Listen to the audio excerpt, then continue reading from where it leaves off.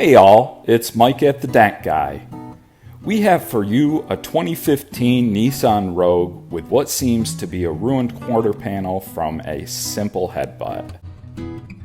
Right away you'll notice our master technician Dan using glue pulling technique to remove the initial objection. The quarter panel can be a difficult area to work because of lack of access. They often have welded wheel wells and little to no access points. So this is where knowing proper pulling techniques comes in handy. This technique is often mistaken for the use of suction cups by the untrained eye.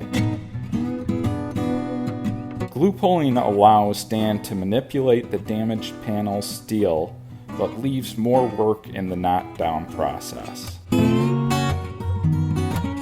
You'll also notice that Dan's PDR light is constantly being adjusted to provide a 360 perspective, also known as cross-checking. This is crucial for finding both high and low spots in the panel's reflective surface. After reshaping the Rogue's body line and contour, he cleans and buffs the panel awaiting delivery to the customer.